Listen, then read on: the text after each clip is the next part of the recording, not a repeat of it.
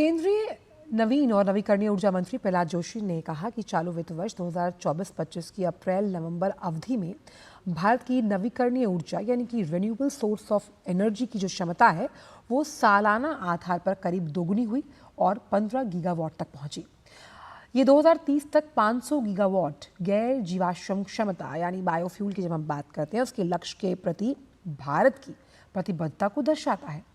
CII के अंतर्राष्ट्रीय ऊर्जा सम्मेलन और प्रदर्शनी को संबोधित करते हुए उन्होंने कहा कि वास्तव में पिछले एक दशक में प्रधानमंत्री नरेंद्र मोदी के दूरदर्शी नेतृत्व में भारत ने अक्षय ऊर्जा क्षेत्र में एक असाधारण रास्ता तैयार किया। आज भारत स्वच्छ ऊर्जा के क्षेत्र में दुनिया के बेहतरीन देशों में से एक है। उन्होंने कहा कि चालू वित्त वर्ष की अप्रैल नवंबर के बीच ये जो क्षमता जुड़ी है जो कि दोगुनी है वो पिछले वर्ष इसी अवधि में 7.54 गीगावाट से लगभग दोगुनी हुई। 2025-26 तक 38 गीगावाट की संचयी क्षमता वाले 50 सौर जो पार्क हैं यानी सोलर पार्क हैं उनकी स्थापना भी पाइपलाइन में है।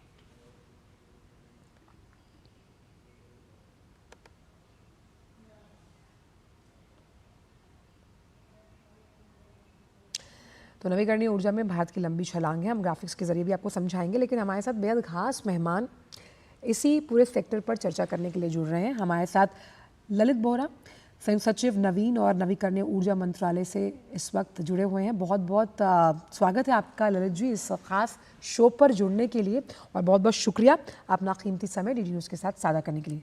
ललित जी, सवाल मेरा ये है कि नवीकरणीय ऊर्जा में जिस तरह का कीर्तिमान हमने स्थापित किया और अब हम वैश्विक राजधानी का दर्जा हासिल करने में भी बस कुछ ही कदम दूर हैं, इस लिहाज से renewable sources of energy game changer साबित होंगे एनर्जी सेक्टर के लिए।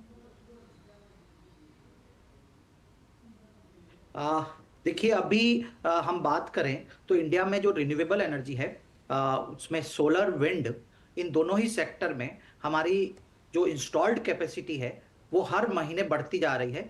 और जैसा कि आपने भी अभी बताया कि आज के समय में हमारी जो सोलर और विंड एंड बाकी सारे रिन्यूएबल को ले लें तो हमारी जो इंस्टॉल्ड कैपेसिटी है वो हमारी करीब 205 गीगावाट से अधिक की है। और उसमें अगर हम सारे न्यूक्लियर एनर्जी को भी लेते हैं तो जिसको कि हम कहते हैं नॉन फॉसिल एनर्जी, तो नॉन फॉसिल एनर्जी की कैपेसिटी हमारी 213 गीगावाट से अधिक की है।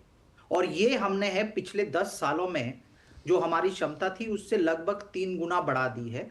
हमारी क्षमता है इस साल पिछले साल से बहुत ज्यादा बढ़ी है। और अभी हमारी जो सोलर की कैपेसिटी है वो हमने इंस्टॉल्ड है वो 94 गीगावाट से अधिक की है। और हमारी अगर विंड की बात करें तो वो लगभग 48 गीगावाट की है। और हमें पूरा विश्वास है कि हम लोग है सोलर में 100 गीगावाट को बड़ी आसानी से पार कर लेंगे और विंड है वो 50 गीगावाट से अधिक चले जाएंगे इस फाइनेंशियल ईयर के एंड तक। तो हमारा जो रिन्यूएबल एनर्जी का जर्नी है वो लगातार आगे बढ़ता जा रहा है। और ये सिर्फ इंस्टॉल्ड की बात है, उसके अलावा मैन्युफैक्चरिंग में भी हम एक बहुत बड़ा काम किए जा रहे हैं जिसी के कारण कहा जा रहा है कि हम लोग है रिन्यूएबल की राजधानी बन रहे हैं। साथ ही ललित जी, अगर हम देखें तो प्रोडक्शन लिंक्ड इंसेंटिव स्कीम को जब एनर्जी सेक्टर से जोड़ा गया जिसकी वजह से हम कई सोलर पार्क्स जिसकी स्थापना करने की बात करें और इसकी लगातार जो हम आंकड़ा है वो बढ़ रहा है। पीएलआई स्कीम कितनी इम्पोर्टेंट साबित हुई खासतौर पर ऊर्जा क्षेत्र के लिए? देखिए पीएलआई स्कीम के कारण आज हम है आत्मनिर्भरता की तरफ बढ़ रहे हैं। आज अगर हम मॉड्यूल की बात करें तो हम लोग है वर्ल्ड में नंबर 2 पे मॉड्यूल मैन्युफैक्चरिंग में है। हमारी जो मॉड्यूल मैन्युफैक्चरिंग की अभी क्षमता है वो 60 गीगावाट से अधिक की है और ये बढ़ती जाएगी और अगले 2 साल में ये 100 गीगावाट को पार करेगी।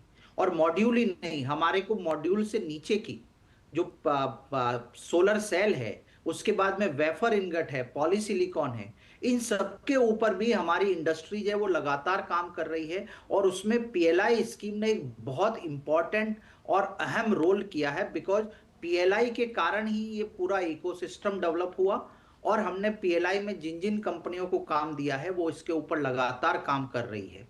तो आप ये देखिए कि हम लोग हैं जो सोलर मॉड्यूल लगा रहे हैं वो हमारे यहीं पे प्रोड्यूस होंगे, उसकी पूरी सप्लाई चेन हमारे पास रहेगी। और न सिर्फ हमारे पास रहेगी बल्कि हम विश्व के बाकी हम अभी भी एक्सपोर्ट शुरू कर दिए हैं कि हमारे सोलर मॉड्यूल से वो दूसरे देशों में जा रहे हैं, यूएस में जा रहे हैं। तो जी। एक एक तरह से कहा जाए तो PLI scheme has played a very important role in making this entire ecosystem. साथ ही जब हम एफडीआई की बात करते हैं जो ऊर्जा सेक्टर में लगातार हमने देखा कि बढ़ता जा रहा है, उस लिहाज से निवेश के मोर्चे पर आप ऊर्जा सेक्टर में कितनी सारी संभावनाएं देखते हैं, खास तौर पर जब हम विंड एनर्जी की बात कर रहे हैं, हम यहाँ पर बात कर रहे हैं सोलर एनर्जी की। देखिए, हमने है रिन्यूएबल सेक्टर में 100% फॉरेन डायरेक्ट इन्वेस्टमेंट परमिट कर रखा है, और उसी का इफेक्ट है कि हमारे यहाँ पे इन्वेस्टमेंट लगातार आ रहा है। अगर हमको ये 2030 तक का जो हमारा टारगेट है उसको पूरा करना है तो हमको 30 लाख करोड़ से अधिक की जरूरत है। परंतु अभी जो आ, भारत सरकार के इन्वेस्ट किया था वहां पे अहमदाबाद गांधीनगर गुजरात में, तो वहां पे हमको है banking, financial sectors, international investor सबसे जो रेस्पॉन्स मिली उससे लग रहा था कि हर कोई भारत में इन्वेस्ट करना चाह रहा है, क्योंकि उनको लग रहा है कि भारत में प्रोसेसेस बहुत ट्रांसपेरेंट है, बहुत स्पीड से हो रहा है, ट्रांसमिशन अवेलेबिलिटी बहुत आसान हो रही है। तो इन सबको देखते हुए फॉरेन डायरेक्ट इन्वेस्टमेंट है वो इंडिया में लगातार आ रहा है।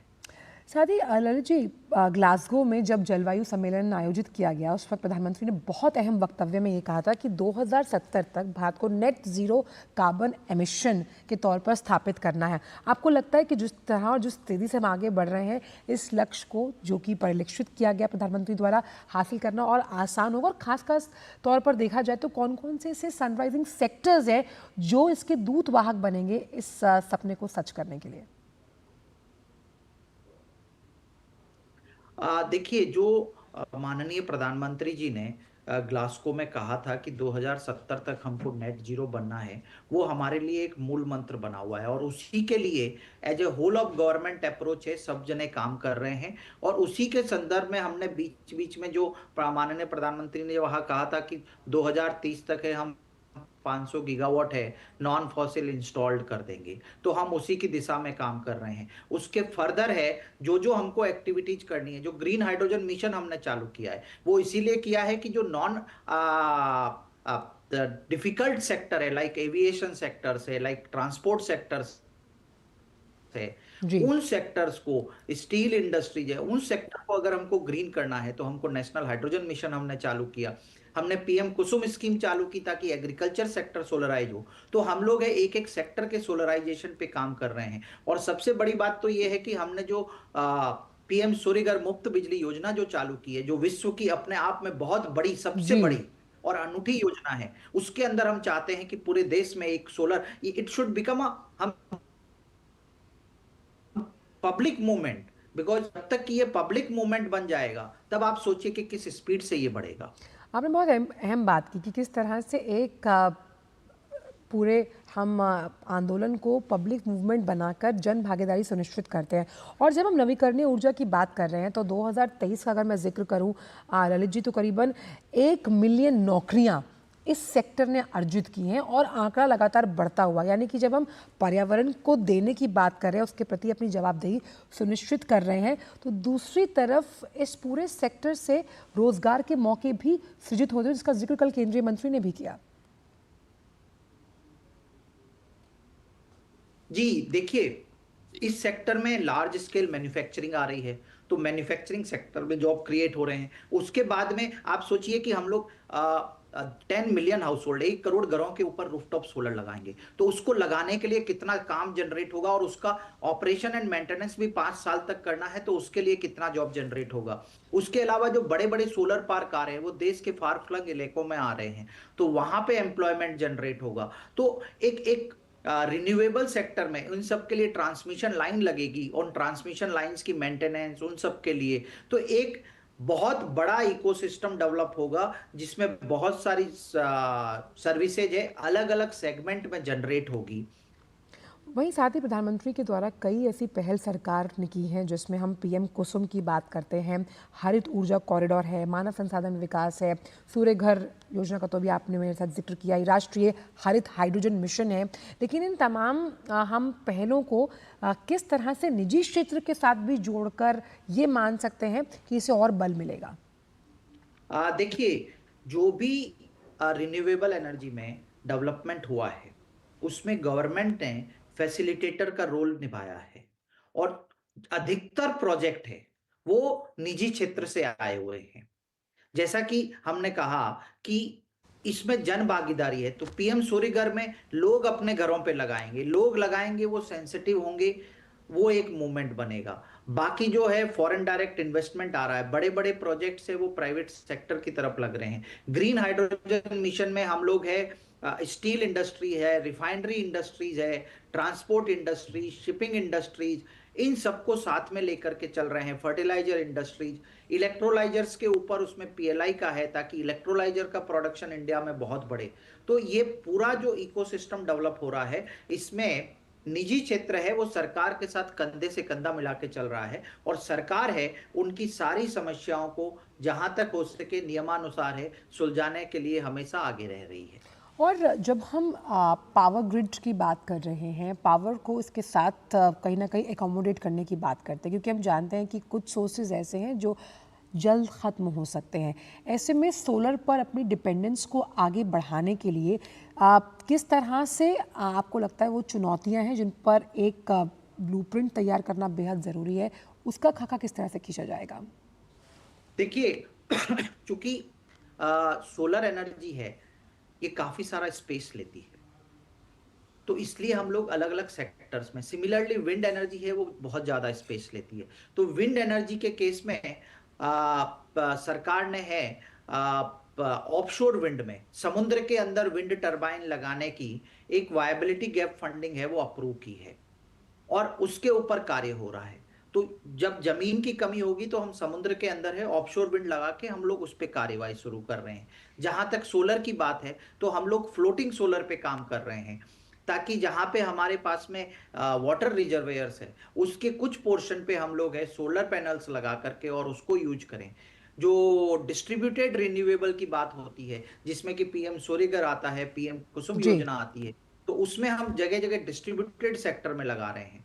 और आगे ट्रांसमिशन कैसे बनेगा उसकी भी पूरी प्लानिंग है, वो भारत सरकार के ministry of new and renewable और मिनिस्ट्री ऑफ पावर मिलकर के साथ साथ कर रहे हैं। जी। दादा जी, क्योंकि हम जानते हैं कि जब हम नवीकरणीय ऊर्जा की बात करते हैं तो मूलतः ये बहुत कुछ मौसम पर निर्भर करता है। तो इस मौसम को ताकि वो बाधा ना बने, रोधक ना बने, नवीकरणीय ऊर्जा को अपने उस लक्ष्य तक पहुंचने के लिए, उसके लिए मंत्रालय किस तरह से काम कर रहा है?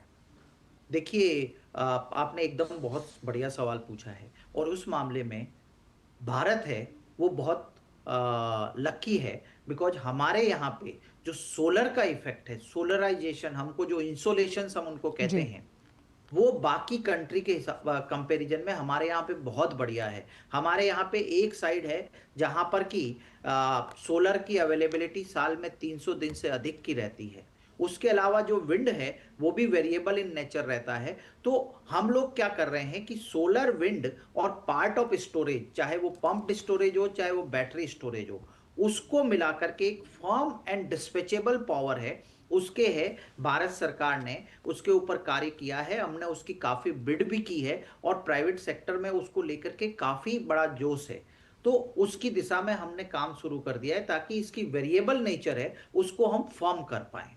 बिल्कुल। और मुझे लगता है कि रिन्यूएबल एनर्जी में जिस तरह से हमारी कैपेसिटी दुगनी हो रही है, हम लगातार इस पथ पर प्रगति के साथ अग्रसर है। अगली चर्चा जब हम करेंगे तो इसकी उपलब्धि के साथ आपके साथ जुड़ेंगे। बहुत बहुत शुक्रिया ललित जी इस शो पर अपने आने के लिए और इन विचारों को साझा करने के लिए। तो कोशिश सरकार की यही है, और कि नवीकरणीय ऊर्जा यानी रिन्यूएबल सोर्स ऑफ एनर्जी, यानी जब हम सौर ऊर्जा, पवन ऊर्जा, बायोमास, इन सब की बात करते हैं, इसमें किस तरह से और उल्लेखनीय प्रगति की जाए, रोजगार के और मौके सृजित हों।